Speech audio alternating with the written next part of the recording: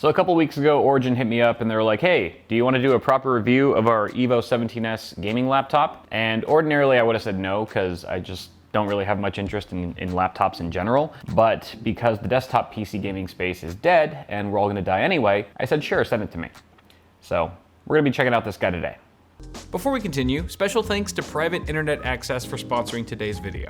Founded in 2010, PIA is the leading no-log VPN service with over 30 million downloads that I still personally use today. It's practically common knowledge that private web browsing does nothing to cover your digital footprints when ISPs can still see everything you're doing. So to keep mega corporations from tracking your every move, PIA has a virtual private network with unlimited access to 10,000 servers in 70 countries, along with 24/7 customer support and dedicated apps for all platforms including Windows, Mac, iOS, Android, Amazon Fire Stick, Linux, and more. If there's restricted content in your country, PIA can also unblock Amazon Prime, Hulu, Disney+, Netflix UK and US, and BBC. A single PIA account lets you connect up to 10 devices simultaneously, and unlike competing VPNs, PIA performs no logging whatsoever. There's even a convenient kill switch button.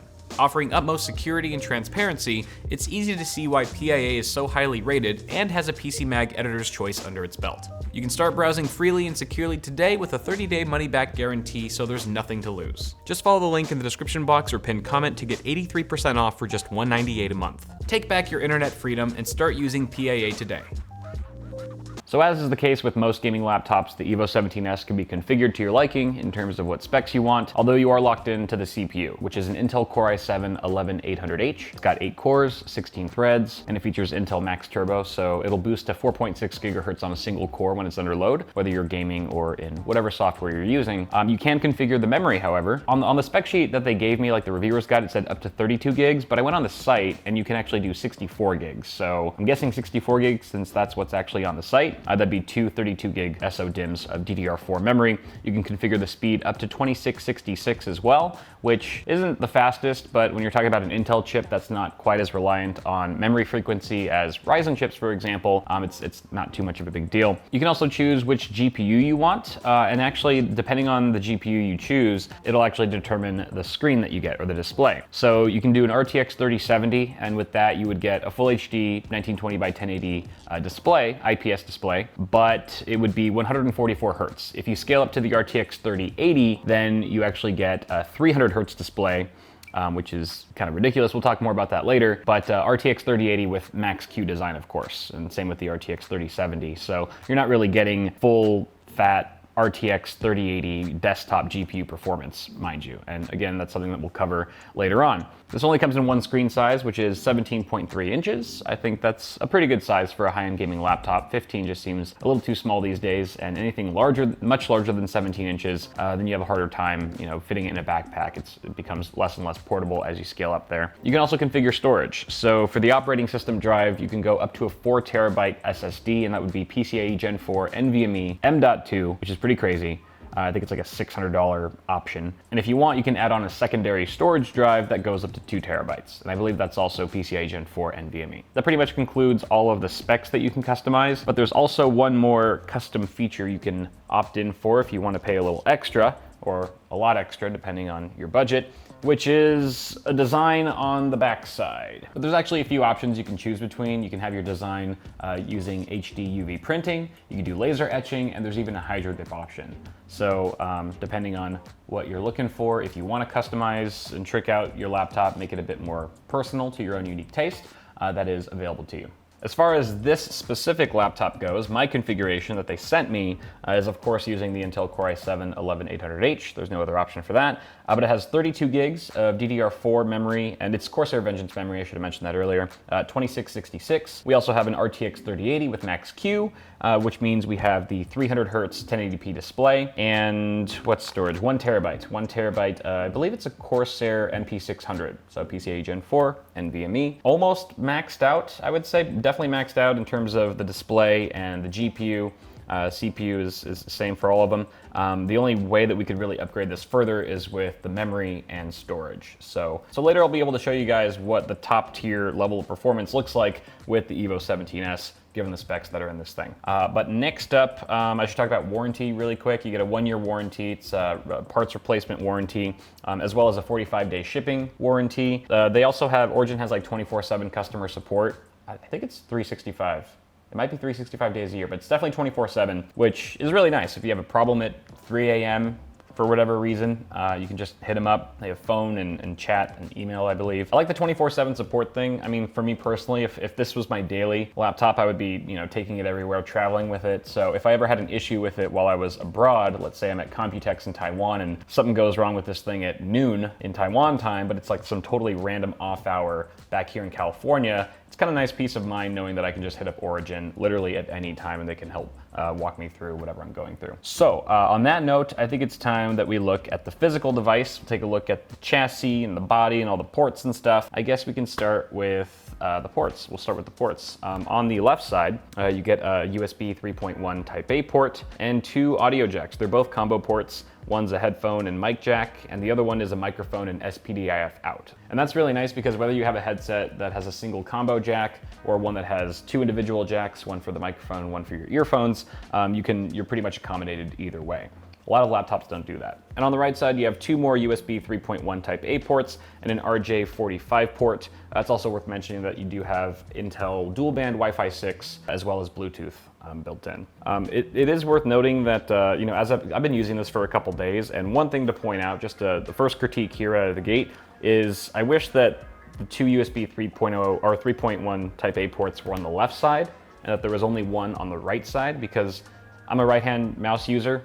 I think most people are. So the other day when I was streaming with this thing and I had my wireless headset dongle plugged into the right side, I was like, well, I can't do that because it interferes with my mousing abilities. So I had to plug it into the left. So, depending on the devices that you're using, if you got external SSDs and stuff like that, other dongles, I think it just would have been nice for most users who are right-handed if the majority of ports were on the left side as opposed to the right, just so it doesn't get in the way of your mouse. Small critique, but worth pointing out. And on the back, we have our power, of course. I'm glad that the power port is on the back and not on one of the sides. That was a smart move. And you also have mini display port, HDMI, and Thunderbolt 4. So you can actually connect up to 3 displays to this laptop simultaneously if you wanted to take advantage of that and have even more of like a desktop experience. And of course, you can use that for gaming, for general productivity, whatever you want.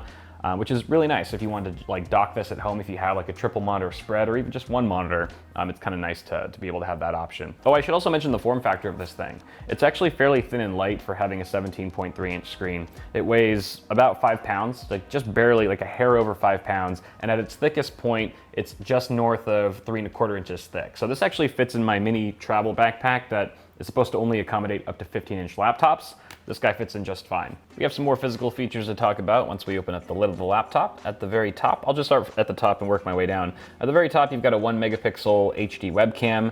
There's your display, of course, which we'll get more into later once we're actually testing it out. And then the keyboard. The keyboard is full RGB. You have per key customization with the lighting. There's an app that comes included with that. And it looks really bright, vibrant. You can dance around and stuff, different effects, all that good stuff. And the actual keys themselves, this keyboard is awesome. I really like the feel and the sound of these keys. They're just very tactile. Like it actually has pretty decent travel for being as flat as they are. They just feel really good going up and down. They almost have like a bite to them. They're snappy. They have like a snap. It's really satisfying. And then you also have this really nice trackpad. The trackpad works beautifully. It's super smooth, and maybe the 300 hertz display is also helping with that illusion, but it does work really well. It's very precise, super responsive. That goes for the actual finger tracking as well as like the tapping and gestures and stuff. Everything works really, really well. It does have left and right click buttons at the bottom. Those don't feel quite as nice, but I have a feeling most people are just going to use the tapping of the touchpad or a connected mouse. And there's also a fingerprint reader in the top left corner of the touchpad that also works really well. This is the first laptop I think I've ever reviewed or even had here in the studio with a fingerprint reader, and I'm an instant believer. This is awesome. Although I should mention that even if you don't want to use the biometric reader for like logging in and stuff, you also have a full 10-key number pad. Makes it really easy to type in pins, passwords, friend codes, gamer tags, and all that good stuff. Oops, sorry. Didn't mean to hit that. That pretty much covers it for the physical features of the laptop. Oh, there is a Kensington lock on the left as well. I forgot to mention that, but Kensington lock. Two more things to mention before we start talking about performance. First of which being the sound, the audio. Laptop speakers. Laptop audio is generally garbage, and this laptop is no exception. It is not the greatest. There's virtually zero bass. I don't think I've heard a laptop speakers with this little bass. It just sounds extremely tinny and kind of hollow and not very bumping at all. However, to its credit, it does go up to max volume without any distortion, and it does get fairly loud. It's just loud garbage audio, if anything. And then the second thing was battery life. I don't know the kilowatt hours or milliamps of this battery at all, but I did use it without plugging it in for a while, just doing general productive use, and I got about an hour and a half to, no, I would say roughly 2 hours. I got roughly 2 hours with it. So depending on what you're doing, if you're like watching YouTube videos or if you're watching 4K footage or something like that constantly, then maybe it's gonna drop down to maybe an hour and a half. And if you're doing super light use, you know, maybe you're just doing like word processing or something like that, maybe you can get 2.5, 3 hours out of it. And then gaming, I didn't even try that because, I mean, if it's only lasting 90 minutes from watching YouTube, it's probably gonna last well under an hour firing up a game, which is pretty much to be expected with a high-end laptop like this, a high-end gaming laptop.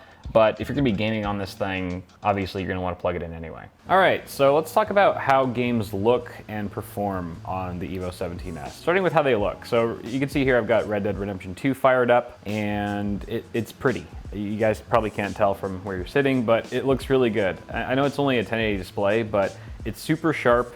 Everything looks nice and crispy, and I don't really have any complaints in that department. Color accuracy is pretty decent too. It's not gonna like blow you away compared to say like a 10-bit desktop monitor, but it's pretty much in line with what you'd expect from a high-end gaming laptop. One thing I do wish though is that the screen was a little brighter. It's not bad, but, and I think this is the case with a lot of gaming laptop displays, it's just not super bright. It's at max brightness right now, and it's fine like in this environment. It's kind of dimly lit right now in this room, but I wouldn't try gaming on this thing in broad daylight. And that's not anything specific to the EVO17-S. Like I said, this is pretty much the case with the majority of gaming laptops out there, even the high-end ones. There are a few out there that have really high nits, but this one's pretty average, and it's something to keep in mind. Although most of the time, if you're gaming on this thing, you're probably not gonna be outside anyway. I mean, maybe in some instances, but most of the time you're gonna be near an outlet, inside where you can actually control the ambient lighting and stuff. As far as how games play on this thing, it's pretty awesome. I mean, with an RTX 3080 Max-Q and a Core i7 processor, it's pretty much one of the best gaming experiences that you can get on a mobile device, as far as PCs go. So it's really fast. The refresh rate is phenomenal. In a game like this, you're not gonna notice it much, but I was playing Valorant last night and it kicks ass. Although I wasn't quite hitting nearly 300 frames per second in Valorant, but even at like what, I think it was hitting maybe 140, 150 FPS on average, it was still a really good fluid experience. If you can get a game to run at 300 FPS on this thing, it's just gonna be smooth as butter for the most part. And then you combine that with G-Sync, there's zero tearing whatsoever. Earlier in this game, I cranked up the quality settings, just pretty much maxed it out, and as most of you guys know, Red Dead Redemption 2 is a very crushing game when it's maxed out. So we were averaging maybe 30, 40 FPS in some scenes, and even at that lower frame rate, I didn't see any tearing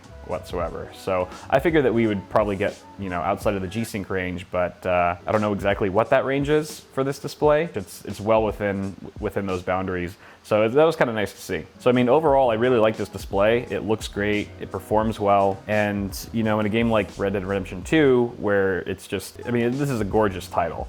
But I've seen it look like crap on the wrong monitor or the wrong display. this one does it justice. So I think that's a pretty good benchmark and indicator that it's pretty solid. All right, I've turned on MSI Afterburner. We've got Revo Statistics Tuner up as well. You can see the HUD, so that way you guys can follow along and sort of see how the system's behaving and how it's performing as we ride this horsey. First things first, right off the bat, and probably the thing that you guys might have noticed first are the temperatures. They are quite high and they look pretty alarming. The GPU is right now at 83C and the CPU is hovering in the low 80s. It was hitting like 86, 87C earlier just a moment ago, which yeah, is a little scary. Those are scary numbers. But of course, when you're talking about a laptop, the TJ Maxx for these parts are configured and tuned for the form factor, right? So 84C on a GPU, on a mobile GPU, is not exactly the same as 84C on your desktop RTX 3080. That's all to say that these temps are normal and to be expected for this particular laptop. But having said that, I would still recommend, if you're going to be gaming on this thing for extended periods of time, for several hours, I would recommend getting like a laptop cooler. You know, just to keep the thermals in check. It's always good to have lower thermals, even though the hardware can technically take it. It's just one of those peace of mind things. And also bear in mind that if you keep your temperatures lower, then the fans in the laptop won't have to ramp up as high and you'll actually get better noise levels. So acoustics plays a role in this as well. If you look right over here, you can see our GPU is hovering around 1400, between 1400 and 1500 megahertz. That's the core clock speed. And that's obviously significantly lower than what a full fat desktop RTX 3080 is capable of. Generally, you see those hit around 1900 megahertz on average. But this is all par for the course. Remember, this is an RTX 3080 with Max-Q design. So it's allowed to take about 150 watts. I believe it's 150 watts that it can pull, which when you compare that to a desktop RTX 3080, I mean,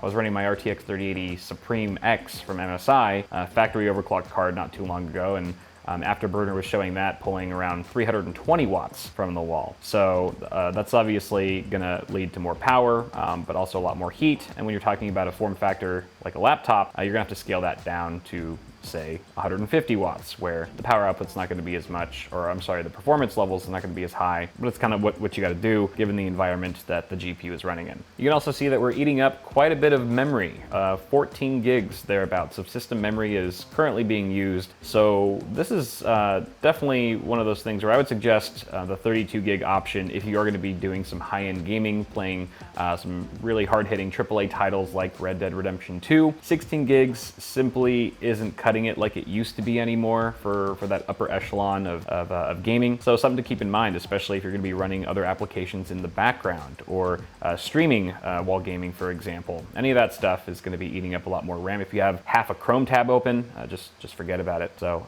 something to bear in mind for sure. And as you can see, we're getting around 80-ish, 80 to 90 FPS. There are some dips into the 70s here and there, but overall we're doing really well in a game like this. So as far as the actual settings that I'm using for this title, 1920 by 1080, of course, we're using the panel's native resolution, and the settings are kind of in the high range. It's sort of a blend. We've got some settings on ultra, some on medium, but for the most part, I would say we're running high settings on average. DLSS is set to balance. This is just fantastic, and the game still looks amazing. It still looks incredible. Now, if you're wondering if this laptop can handle gaming while streaming, it definitely can. I actually did a 2-hour live stream with this laptop the other day, and I was playing Red Dead Redemption 2 and some Valorant. This is what I live for. This is what I live for. Just to try things out. And it was a public stream. I had about, my usual 200 people, 200 viewers in chat, and giving me feedback. I really wanted their real-time feedback on how the stream was looking and everything, and they said it looked great on their end. Everyone said, looks fantastic. If it wasn't for my crappy USB webcam that I was using, this channel runs on Mayo. They probably wouldn't have even noticed that I was streaming from a laptop and not my usual desktop system here at the office. I was streaming at 1920 by 1080, 60 frames per second. Like I said, I had that webcam connected, and honestly, this laptop didn't miss a beat. It was fantastic. No dropped frames, buttery smooth playback on both ends for both me and the viewers. It was great. So that is the Origin EVO17-S in a nutshell. Oh, one thing I forgot to point out, a little critique, a little nitpick that I have, are the volume keys. The volume keys you have to hit the function key, you have to hold function and then adjust the volume keys. I wish they were dedicated. I mean, you adjust volume so frequently with any device, with any PC, that I just don't think it should have a function element to it. It should just be a single key that you can hit. And they clearly had enough space. They have a 10-key number pad on here. So I'm not gonna stop mentioning that in laptop reviews until manufacturers make that change. Or even a volume knob or a volume wheel. That'd be amazing. But that's it. So like I said, there really aren't too many flaws with this laptop. Obviously it's not perfect, but I feel like the few shortcomings that it does have are pretty minor and can easily be lived with over extended periods of time. They're certainly not deal breakers in my opinion. Things like the volume keys, the location of the USB ports and stuff like that. But there's a lot to love about this laptop. The keyboard is great as far as tactility goes. Feels awesome. The trackpad works phenomenally, and the display is really nice. Obviously this thing could be spec'd out to be a total powerhouse and handle pretty much anything you throw at it. And I really love the fact that you can connect up to 3 external displays simultaneously. It's a really nice touch. I don't think I mentioned it yet, but the MSRP for this particular configuration that I have here is roughly $3,100 US.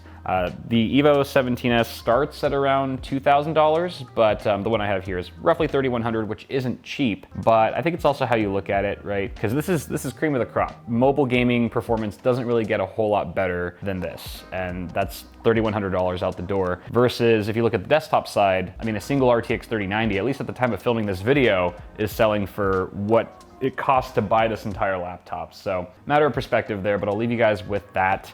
I would give this laptop a 9 out of 10, easy. I think it's great, and I would highly consider it as my daily driver for a laptop. But thank you guys so much for watching this video. Toss a like on it if you enjoyed it, get subscribed for more tech content coming at you really soon, and I'll see you guys in the next video.